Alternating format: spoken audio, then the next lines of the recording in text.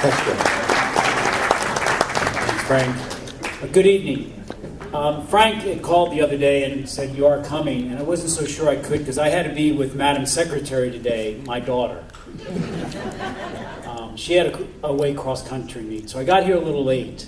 And I didn't hear all the speakers, but I'd like to pick up where Katie left off. And where I want to pick up is with a number of the local candidates. Some I heard, some I think have already spoken and may not be here. But I want to talk about them for a moment and then summarize why I think they are important. I first like to start with Mark Painter. Where is he? There's Mark. I met Mark a couple years ago when he began running. And I was always very impressed because of his personal interest in autism. At that time when he began running, 1 out of every 120 children born in Montgomery County was born with autism. Today, it's 1 out of every 68. And he's worked at that. But here's what I'm most impressed with him about. He's the guy that submitted the bill about a month or two ago for the biggest discrimination in the United States today, which is not race.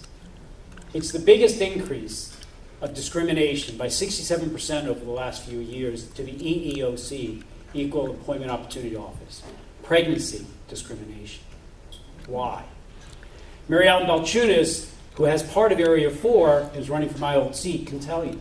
If you hear her talk, she speaks right after the Paycheck Fairness Act about the minimum wage. And when she speaks about it, she makes the point that 67% of those who earn a minimum wage are working women. And of all the babies born in Pennsylvania last year, 65% were born to a working woman.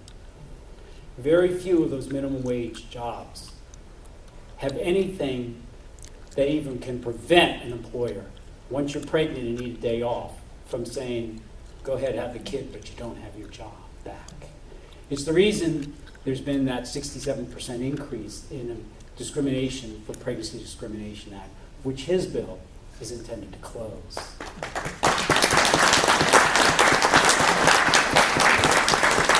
But it doesn't stop there. Kathy, who still spoke and had to leave for somewhere else, is someone who's worked in the private sector for 20 years. When I joined the military during the Vietnam War era, women, small business women, were 4% of all small businesses. Today, they're 30%. But here's the figure that she knows. Of all bank loans given to small businesses, 4% go to women-owned businesses. And of all the federal contracts that are given to small businesses, only 3.5% go to a woman-owned business. And yet women will be the majority of the workforce by 2018. So then you step over and you see Marion, who just spoke. If anybody's had the opportunity to sit down and talk with her and learn about her background, as beginning as a mom, and then going off to be a telephone operator, and then decided to improve her life, went to a community college before she went off to Newman. But here's the fact for Pennsylvania. While around this nation, 47% of all kids in college go to a community college, like she did, as a step up to begin. In Pennsylvania, it's only 30%. Why? Because unlike the rest of the nation, where 25% of all colleges are community colleges, in Pennsylvania, it's only 8%. And Erie County just disapproved the latest request for a community college. So then I walk over to Jack Hansen, a vet, a Vietnam vet. I bring him up because he's also in the unions. I believe in unions for one reason, because their AFL-CIO charter says nothing about standing up for unions. If you read it, it talks about they will fight for working families. But I bring him up as a vet because anyone who knows anything about our military in the last 10 years will know that when a guy or gal goes overseas for 12 months, comes home for 12, overseas for 12, comes home for 12, that by the time their kids have gotten to high school, 60% of all children of a military couple are functionally disassociated from high school. Because you also move every 2 or 3 years, besides having your parent go away all the time. And the autism rate in the military, 2 out of 68. And they don't know why. Why 1 out of every 34 children born in military has autism. It's an epidemic in our civil society as well as in our military. Manning Trivedi. I love Manning. Here's someone who really does understand it. Why? Because he understands that both the military system as well as the Affordable Care Act. In the military, everybody has health care.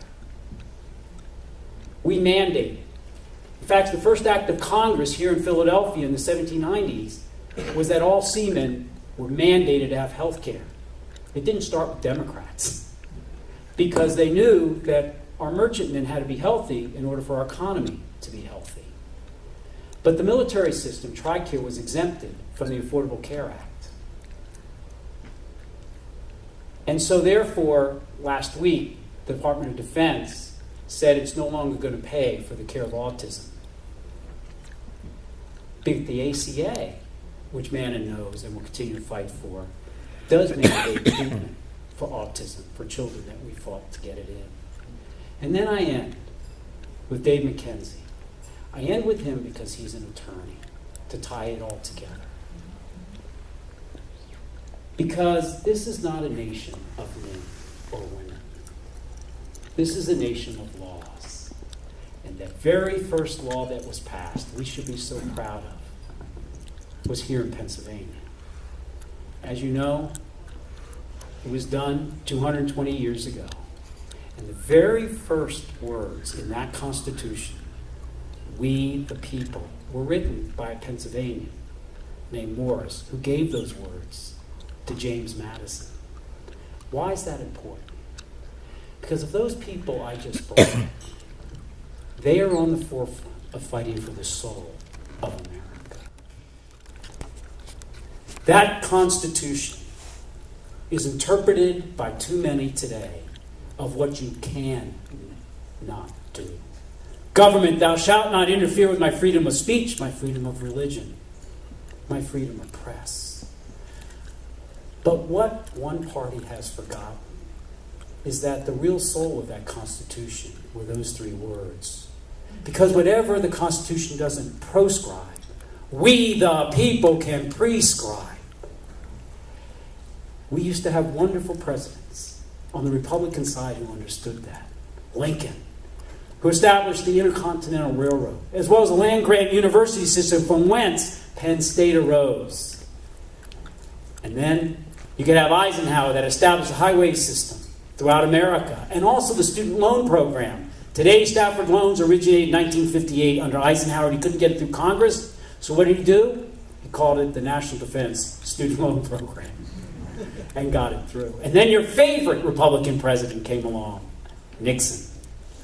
And not only established the Environmental Protection Agency, but what he also did in his very last act before he left office was to establish the Civil Services Corporation Act, which lets in someone who's indigent, lower income, actually have a lawyer for domestic abuse to defend them, or for mortgage foreclosure.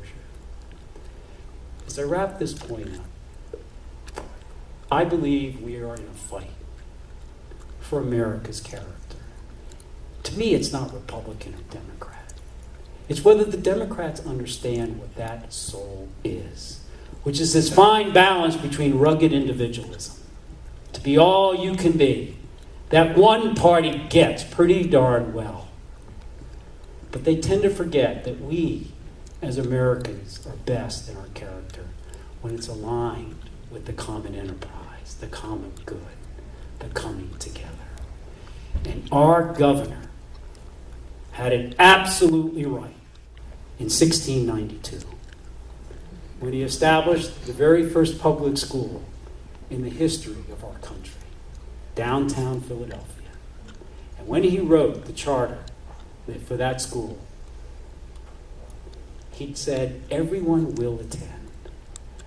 The poor shall pay a reasonable, the rich shall pay a reasonable fee, and the poor shall attend for free, so all can contribute to the common weal. Whether it's this election or 2016's presidential election, we Pennsylvanians should be proud that that soul of America was born here by an act in 1692 and was put into the first law by a Pennsylvanian, we the people. That's what we're fighting for. It isn't an individual who's named Democrat. It's whether we can recapture that soul and that balance to go forward as a nation, a united nation, and a commonwealth of Pennsylvania. Thank you very much.